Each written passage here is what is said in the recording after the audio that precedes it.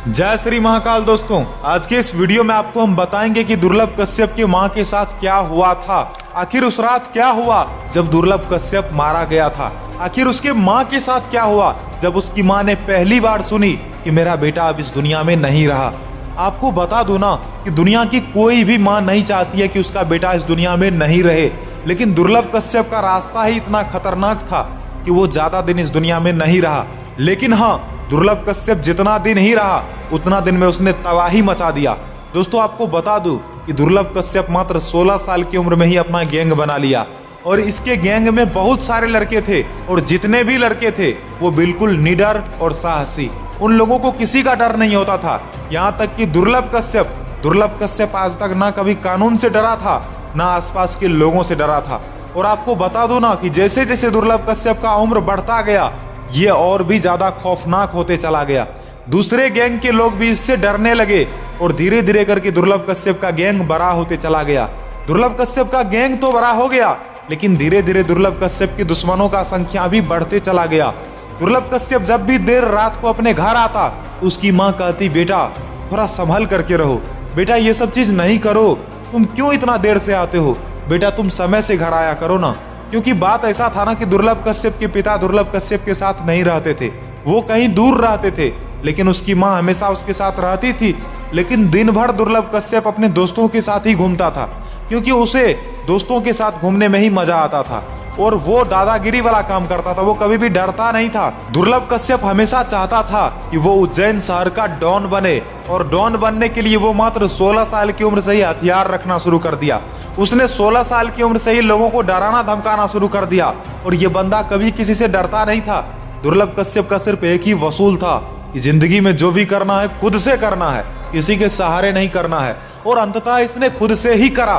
दोस्तों, आपको बता दूं कि दिन ब दिन इसके साथ लड़कों का संख्या बढ़ता चला गया और इसके जितने भी दोस्त थे प्रत्येक दोस्तों का सिर्फ एक ही काम था कि वो दुर्लभ कश्यप का हेल्प करता था। लेकिन दिन ब दिन दुर्लभ कश्यप का खौफ इतना बढ़ गया कि उज्जैन शहर के लोगों को भी डर होने लग गया कि आखिरकार होगा क्या। लेकिन धीरे धीरे हुआ ये ना, धीरे धीरे इसके दुश्मनों का संख्या तो बढ़ता चला ही गया।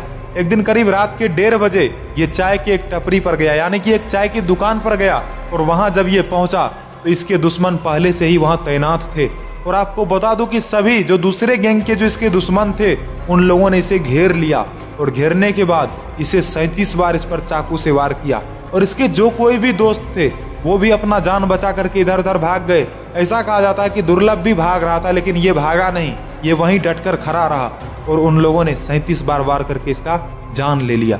जब पहली बार इनके माँ को पता चला कि मेरा बेटा अब इस दुनिया में नहीं रहा तो इसकी माँ बहुत दुखी हुई, क्योंकि दुनिया की कोई भी माँ नहीं चाहती है कि उसका संतान इस दुनिया में नहीं रहे।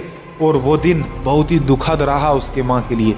लेकिन मैं इस वीडियो के माध्यम से किसी को भी नहीं कहूँगा कि आप गलत रास्ता चुनो, क्योंकि गलत रास्ता चुनने के बाद ना आपके माता पिता, आपके रिलेटिव्स, हर कोई दुखी हो जाते हैं। यदि आपके साथ कुछ भी होता है ना तो आपके जो भी चाहने वाले होते हैं उनको बहुत तकलीफ होता है।